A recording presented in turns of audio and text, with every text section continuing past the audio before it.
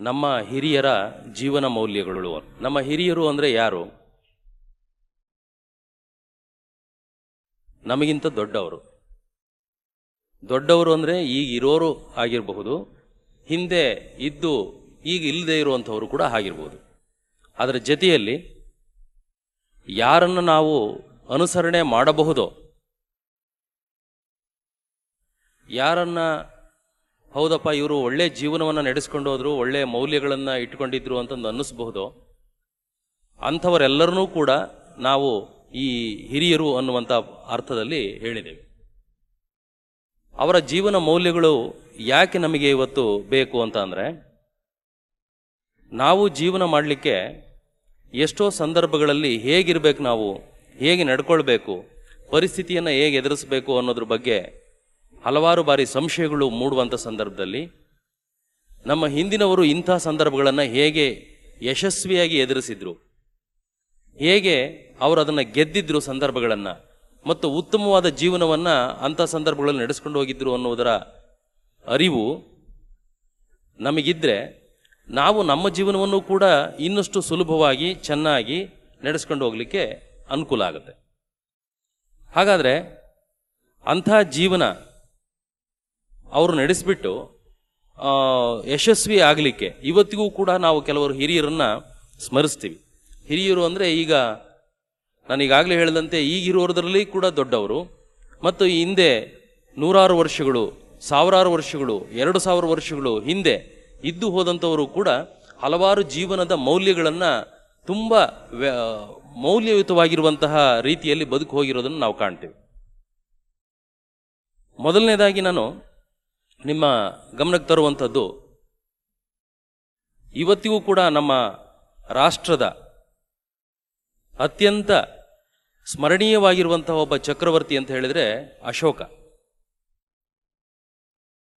ಆತನಿಂದಲೇ ಒಂದು ಬೌದ್ಧ ಧರ್ಮ ಅನ್ನುವಂಥ ಧರ್ಮ ತುಂಬ ದೊಡ್ಡದಾಗಿ ಹೆಮ್ಮರವಾಗಿ ಬೆಳೆಯಲಿಕ್ಕೆ ಅವಕಾಶ ಆಯಿತು. ಅಶೋಕ ಕೇವಲ ಬೌದ್ಧರಿಗಷ್ಟೇ ಅಲ್ಲ, ಇಡೀ ಭಾರತದ ಸಂಸ್ಕೃತಿಯ ಒಂದು ದೇದೀಪ್ಯಮಾನವಾದಂತಹ ಒಂದು ಬೆಳಕು ಅಂತ ಅಂದರೂ ಕೂಡ ಸಾಲದು. ಆತ ಇದ್ದಿದ್ದು ಇಲ್ಲಿಗೆ 2250 ವರ್ಷಗಳು ಸುಮಾರು ಅಷ್ಟು ಹಿಂದೆ.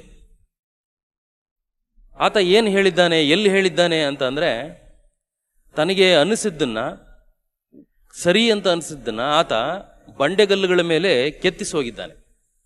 ನೀವು ಯಾರಾದರೂ ನೋಡಿರಬಹುದು, ಕಲ್ಲುಗಳ ಮೇಲೆ ಬರೆದಿದ್ದನ್ನು ಶಾಸನಗಳು ಅಂತ ಕರೀತಾರೆ ಹಿಂದ್ಲವು.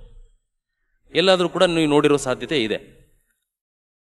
ಮೊಳಕಾಲ್ಮೂರು ತಾಲೂಕಿನ ಬ್ರಹ್ಮಗಿರಿ ಅನ್ನುವಂಥ ಒಂದು ಬೆಟ್ಟದಲ್ಲಿ ಹೀಗೆ 2250 ವರ್ಷಗಳ ಹಿಂದೆ ಅಶೋಕ ತನ್ನ ಶಾಸನವನ್ನು ಬರೆಸಿದ್ದಾನೆ. ಇಂಥವು ಸುಮಾರು ಶಾಸನಗಳು, 35-40 ಶಾಸನಗಳು ಬೇರೆ ಬೇರೆ ಕಡೆ ಇದ್ದಾವೆ. ಇಲ್ಲಿಂದ ಹಿಡಿದ್ಬಿಟ್ಟು ಅಫ್ಘಾನಿಸ್ತಾನದ ಕಂದಹಾರ್ವರೆಗೂ ಕೂಡ ಇದ್ದಾವೆ. ಪಾಕಿಸ್ತಾನ ದಾಟಿ ಅಲ್ಲಿಗಿಂತ ನಂತರವೂ ಕೂಡ ಅಷ್ಟು ವಿಶಾಲವಾದ ಸಾಮ್ರಾಜ್ಯವನ್ನು ಆಳದಂಥವನು. ಅವನು ಏನು ಹೇಳ್ತಾನೆ ಅಂದರೆ, ಎಲ್ಲರಿಗೂ ಕೂಡ ಇಸಿಲಾದಲ್ಲಿರುವಂಥವರಿಗೆ ಆರೋಗ್ಯವನ್ನು ನಾನು ವಿಚಾರಿಸಿದೆ ಅಂತ ಹೇಳಬೇಕು. ನನ್ನ ಪ್ರಜೆಗಳೆಲ್ಲರೂ ಕೂಡ ಅವರ ತಂದೆ ತಾಯಿಗಳನ್ನು ಮತ್ತು ಹಿರಿಯರನ್ನು, ಅವರ ಬಗ್ಗೆ ತುಂಬ ವಿಧೇಯರಾಗಿರಬೇಕು. ಶಿಷ್ಯರು ತಮ್ಮ ಆಚಾರ್ಯರ ಬಗ್ಗೆ ಭಕ್ತಿ ಗೌರವವನ್ನು ಹೊಂದಿರಬೇಕು. ಎಲ್ಲರೂ ಸತ್ಯದಲ್ಲಿ ನಡೆಯಬೇಕು. ಪ್ರಾಣಿಗಳಲ್ಲಿ ದಯೆಯನ್ನು ಹೊಂದಿರೋರಾಗಿರಬೇಕು. ಹೀಗೆ ತುಂಬ ಇವತ್ತಿಗೂ ಕೂಡ ಅತ್ಯಂತ ಸಮಂಜಸವಾಗಿರುವಂಥ ಮೌಲ್ಯಗಳನ್ನು ಆತ ಹೇಳಿಬಿಟ್ಟು, ಇಂಥವೆಲ್ಲವೂ ಕೂಡ ಪ್ರಾಚೀನ ಕಾಲದಿಂದ ಬಂದಂತಹ ವಿಚಾರಗಳು, ಇವುಗಳನ್ನು ಅಳವಡಿಸಿಕೊಳ್ಳುವುದರಿಂದ ನಮ್ಮ ಆಯುಸ್ಸು ವೃದ್ಧಿಯಾಗುತ್ತೆ ಅಂತ ಬರೆದಿದ್ದಾನೆ. ಈಗ ಬರೆದಿರೋದು ಕೂಡ ಅದರಲ್ಲಿದೆ, ಪ್ರಾಕೃತ ಭಾಷೆನಲ್ಲಿದೆ. ಅಲ್ಲಿ 3 ಶಾಸನಗಳು ನೀವು ಯಾವಾಗಾದರೂ ಹೋದಾಗ ನೋಡಿ. ಇದು ಪ್ರಾಚೀನವಾಗಿರೋ ಕಾಲದಿಂದಲೂ ಕೂಡ ಬಂದಿದ್ದು ಅಂತ ಅಶೋಕನೇ ಪ್ರಾಚೀನ ಕಾಲದ್ದು ಹೇಳಬೇಕಾದ್ರೆ, ಇನ್ನು ಎಷ್ಟು ಸಾವಿರಾರು ವರ್ಷಗಳ ಹಿಂದೆ ನಮ್ಮ ದೇಶದಲ್ಲಿ ಇಂಥ ಭಾವನೆಗಳು ಇದ್ವು. ತಂದೆ ತಾಯಿಗಳನ್ನು ಗೌರವಿಸಬೇಕು, ಹಿರಿಯರನ್ನು ಗೌರವಿಸಬೇಕು. ಇವತ್ತು ಹೇಳ್ತೀವಿ, ತುಂಬ ಹಿಂದೆ ಕೂಡ ಹೇಳ್ತಿದ್ವಿ. ಅವ್ರು ಯಾರು ಕೂಡ ಅನಾಗರಿಕರೇನಾಗಿರಲಿಲ್ಲ.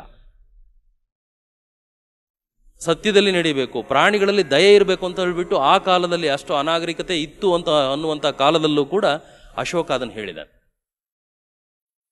ಬರೀ ಅಶೋಕ ಹೇಳಿದ್ದಷ್ಟೇ ಅಲ್ಲ, ಇನ್ನು ಮುಂದೆ ನಾವು ಇನ್ನೂ ಸ್ವಲ್ಪ ಮುಂದಿನ ದಿನಗಳಲ್ಲೂ ಕೂಡ ಇಂಥ ಬೇಕಾದಷ್ಟು ಜನವನ್ನು ಕಾಣ್ತೀವಿ ನಾವು.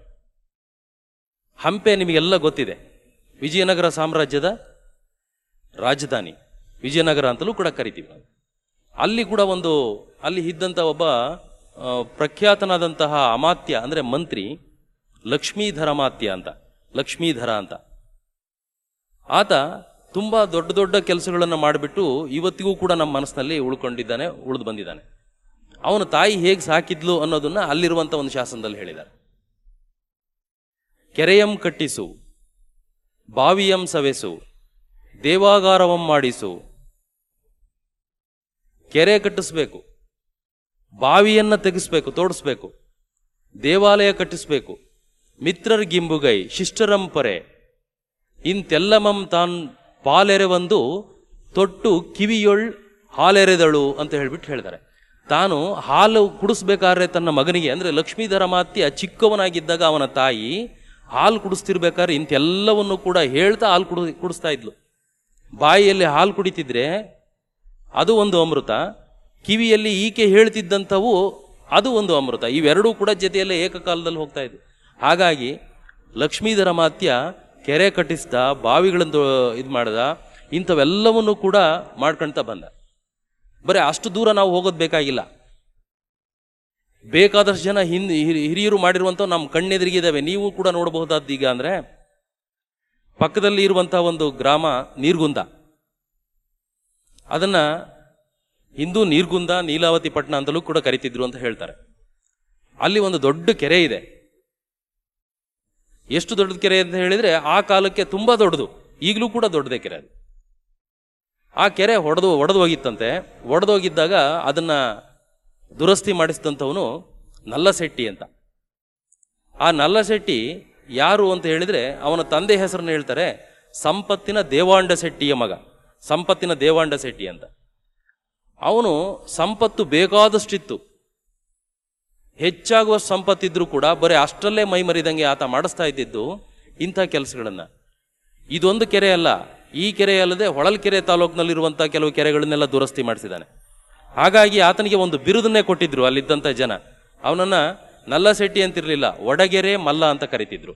ಅಂದರೆ ಒಡೆದು ಹೋದಂಥ ಕೆರೆಗಳನ್ನು ದುರಸ್ತಿ ಮಾಡಿಸ್ತಿದ್ದಂತಹ ವ್ಯಕ್ತಿ ಒಡಗೆರೆ ಮಲ್ಲ.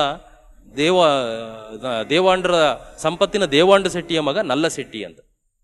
ಇವತ್ತಿಗೂ ಕೂಡ ಆ ಕೆರೆ ಇದೆ. ಆ ಕೆರೆಯಿಂದ ಎಷ್ಟು ಜನಕ್ಕೆ ಉಪಯೋಗ ಆಗ್ತಿದೆ, ಸುಮಾರು 1000 ವರ್ಷಗಳ ಹಿಂದೆ ಮಾಡಿದ್ದು ಆ ಶಿಲಾಶಾಸನದಲ್ಲಿ ಕೆತ್ತಿದ್ದಾರೆ ಅದನ್ನು. ಅವರ ಆದರ್ಶಗಳು ನಮಗೆ ಎಷ್ಟು ಚೆನ್ನಾಗಿ ಇವತ್ತಿನವರೆಗೂ ಕೂಡ ಬಂದಿದ್ದಾವೆ. ಯಾರೂ ಕೂಡ ಮಾಡ್ತಿದ್ದು ನಾನು ಅರಮನೆ ಕಟ್ಕೊಂಡಿದ್ದನ್ನು ಯಾರೂ ಇಲ್ಲಿ ಕೆತ್ಕೊಂಡಿಲ್ಲ, ಅವನಿಗೆ ದೊಡ್ಡದಾಗಿ ಏನೋ ಒಂದು ಆಸ್ತಿ ಮಾಡ್ಕೊಂಡಿಲ್ಲ. ಎಲ್ಲ ಮಾಡಿರುವಂಥವೆಲ್ಲವೂ ಕೂಡ ಸಾರ್ವಜನಿಕವಾಗಿ ಉಪಯುಕ್ತ ಆಗುವಂಥವು.